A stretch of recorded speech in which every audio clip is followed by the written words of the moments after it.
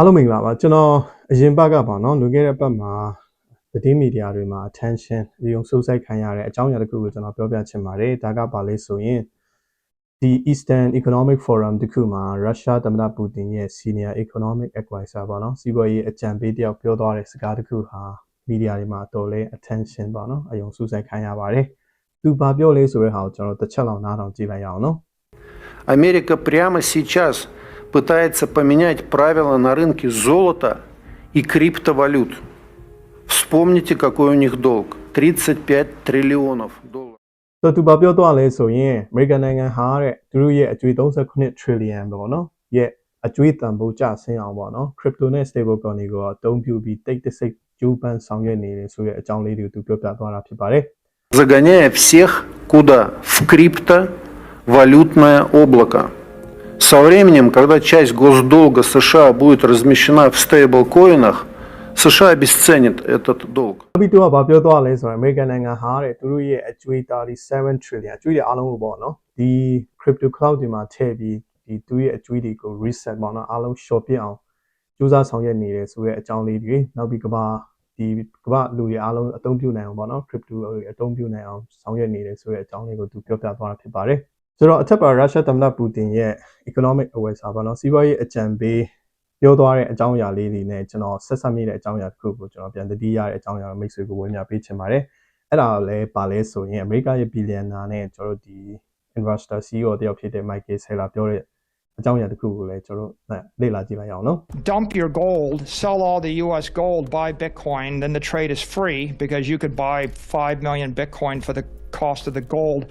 You will demonetize the entire gold asset class, and our enemies hold gold in their banks, so their assets would go to zero. Our assets would go to $100 trillion, and we would control the world's reserve capital network as well as the world's reserve currency network. ဆိုတော့သူပြောတာကိုကျွန်တော်အချင်းချင်းပြောရမယ်ဆိုရင်သူက Trump ကိုအကြံပြုတာကအမေရိကရဲ့ gold reserve ပေါ့နော်အရန်ထားတဲ့ရွှေတွေအားလုံးရောင်းပြီး Bitcoin ဝယ်ဖို့သူကအကြံပြုပါတယ်အဲ့ဒါပါလဲဆိုရင်အမေရိကမှာ reserve gold ဆိုရင်မှအရန်ဒီရွှေပေါ့နော်ရွှေတွေအများကြီးရှိတယ်ဒီရွှေတွေအားလုံးကိုရောင်းပြီးပေါ့နော် Bitcoin ကိုဝယ်လိုက်ဖို့ပေါ့နော်သူအကြံပြုတဲ့အကြောင်းအရာတစ်ခုကိုဆက်ဆက်မိပါတယ်ဆိုတော့ Bitcoin ကိုဝယ်လိုက်တဲ့အခါကျရင် Bitcoin တန်ဖိုးတက်လာတဲ့အခါကျရင်နော်100 trillion ကျော်ပေါ့နော်ဒီငွေကြေးတွေအများကြီးရလာမယ်ဒီငွေကြေးတွေအများကြီးရလာတဲ့အခါကျရင်မိမိရဲ့အကျွေးတွေကိုလည်းဆက်ပြီးသားဖြစ်တယ်လို့ဒီအကျွေးတွေကိုဆက်ပြီးသားဖြစ်တယ်လို့တစ်ဖက်မှာလည်းအမေရိကန်ကိုမကြိုက်ပဲပေါ့နော်အမေရိကန်ဒေါ်လာအရန်ငွေဖြစ်မကြိုက်ပဲနဲ့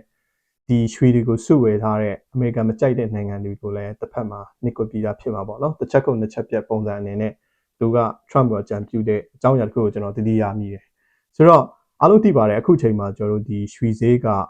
အမြင့်ဆုံးအချိန်မှာရောက်နေတာဖြစ်ပါတယ်ဒါကဘာလို့လဲဆိုရင်အမေရိကန်ရဲ့ reserve ငွေကြေးနိုင်ငံတကာအရန်ငွေဖြစ်ပေါ့နော်ထားတဲ့အမေရိကန်ရဲ့အခန်းကဏ္ဍကိုမကြိုက်လာတဲ့ဒီငွေကြေးကိုအရန်ငွေဖြစ်မထားတော့ပဲအမေရိကန်ကိုမယုံကြည်တာလည်းပါတာပေါ့နော်နောက်ပိုင်းမှာအမေရိကန်ကိုဒီ inflation ကြောင့်ငွေကြေးဖောင်းပွားမှုတွေဒီနောက်ပြီးကျွန်တော်တို့ဒီငွေတွေကိုပေါ့နော်အများကြီး print ထုတ်နေတဲ့အရာတွေကြောင့်ပေါ့နော်ငွေကြေးဖောင်းပွားမှုတွေဖြစ်တဲ့အကြောင်းအရာတွေနောက်ပြီးကျွန်တော်လွန်ခဲ့တဲ့ Biden ခေတ်မှာပေါ့နော်ဒီရုရှားကိုဒီအမေရိကန်မကြိုက်တဲ့အရာကိုလုပ်တဲ့လူတွေကိုအမြဲတမ်းအမေရိကန်သူ့ငွေကြေးကိုထိန်းချုပ်သွားနိုင်တယ်ဆိုတဲ့ဒီအမေရိကန်ရဲ့ဒီ leverage ကိုသူတို့မကြိုက်တဲ့လူတွေကမကြိုက်တဲ့နိုင်ငံတွေကပေါ့နော်ဗဟိုဘဏ်အများဆုံးကကျွန်တော်တို့ဒီ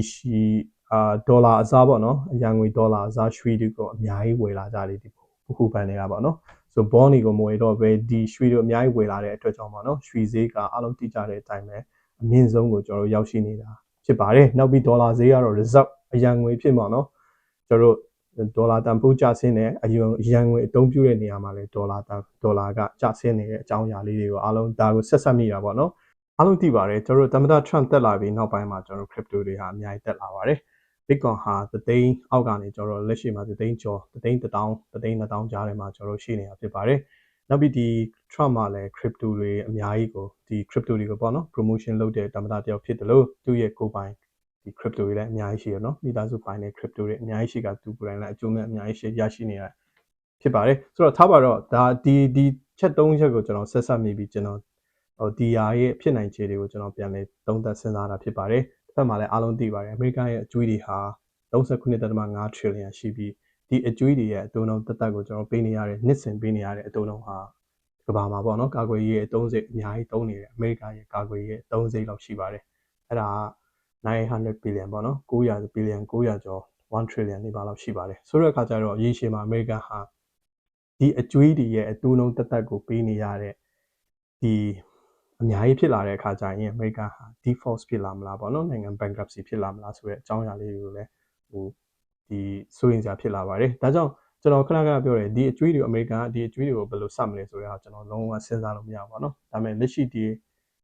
အကြောင်းအရာလေးတွေကဆက်ဆက်ပြီးတွေးကြည့်တာကဖြစ်နိုင်ခြေရှိတဲ့အကြောင်းအရာလေးတွေဖြစ်လာနိုင်ပါတယ်ဒီဟာရဲ့ဖြစ်နိုင်ခြေအကြောင်းအရာလေးတွေအသေးစိတ်ကိုနောက်မှပြောပြမှာဖြစ်ပါတယ်ဘာကြောင့်လဲဆိုတော့ဒီနေ့ဒီဗီဒီယိုမှာကဒီဟာကိုအနေငယ်ပေါ့เนาะအကြောင်းအရာလေးတွေတစ်ခုကိုပဲအမေရိကန်ဟာဘယ်လိုခြေလမ်းနေလမ်းနေတယ်ဘယ်လိုကြိုးစားနေတဲ့ဟာတွေကကမ္ဘာမီဒီယာတွေအားလုံး attention ဖြစ်နေတဲ့အကြောင်းအရာလေးတွေကိုဘုဟုတအဖြစ်ဝင်များပေးခြင်းဖြစ်ပါတယ်။ Okay ဒါဆိုရင်ဒီအချက်တွေအားလုံးပေါ့နော်ဆောတာပြောတဲ့ရွှေတွေအားလုံးရောင်းပြီးဒီအကျွေးတွေချစ်ဖြစ်လာအောင်ကျွန်တော်တို့အမေရိကန်မှာရွှေတွေဘယ်လောက်ရှိလဲဆိုတဲ့အကြောင်းအရာလေးတွေကိုလည်းဘုဟုတအထင်ကျွန်တော်ပြောပြချင်ပါတယ်။အဲ့ဒါအမေရိကန်ရွှေဘယ်လောက်ရှိလဲဆိုရင်လက်ရှိမှာအမေရိကန်ဟာ metric ton 8000ကျော်ရှိပါတယ်။ဒါဆိုရင်ဒီရွှေတွေဘယ်မှာရှိလဲဆိုရင်ကျွန်တော်တို့ Kentucky Fort Knox ပေါ့နော်မှာရှိပါတယ်အများပိုင်းကတော့ Kentucky မှာရှိပါတယ်နောက်ပြီးကျွန်တော်တို့ဒီ Denver Colorado ပြီးရင် New York တွေမှာနောက်ပြီးကျွန်တော်တို့ West Point ပေါ့နော်ဒါ military base တွေကျွန်တော်ဒီစစ်တပ်ရှိရာနေရာတွေမှာကျွန်တော်တို့အများကြီးထားတဲ့ရွှေတွေအများကြီးထားတဲ့နေရာတွေဖြစ်ပါတယ်ဆိုတော့ဒီဟာရဲ့လက်ရှိကာလတန်ဖိုးပေါ့နော်ဒီရွှေတွေအားလုံးကိုရောင်းတဲ့အခါကျရင်လက်ရှိကာလတန်ဖိုးဘယ်လောက်ရှိမလဲဆိုရင်984 billion လောက်ကျွန်တော်တို့ရှိနိုင်ပါတယ်ဆိုတော့ဒီရွှေတွေအားလုံးကိုရောင်းပြီးကျွန်တော် Bitcoin ဝယ်လိုက်တဲ့အခါကျရင်တစ်ဖက်မှာကျွန်တော်တို့ဒီ Bitcoin တန်ဖိုးတွေအများကြီးတက်လာပြီးကျွန်တော်တို့ရွှေတွေကအားလုံးကျွန်တော်ဒီရွှေတွေအားလုံးတမ်းတဲ့အခါကျရင်ဆိုတော့ရွှေတွေကကျွန်တော်တို့တန်ဖိုးကျဆင်းလာမယ်ဆိုရက်တစ်ဖက်မှာကျွန်တော်တို့တခြားကိုအမေရိကန်ကိုမကြိုက်တဲ့ရန်သူတွေရွှေစုနေတဲ့လူတွေကိုလည်းကျွန်တော်နှစ်ကွက်ရရောက်တယ်ဆိုရက်တစ်ချက်နှစ်ချက်ပြအစီအစဉ်လေးတွေကိုကျွန်တော်ပြောပြသွားတာဖြစ်ပါတယ်ဆိုတော့ဒါဖြစ်နိုင်ခြေဘယ်လောက်ရှိတယ်မဖြစ်တယ်ဆိုတာကတော့ကျွန်တော်တို့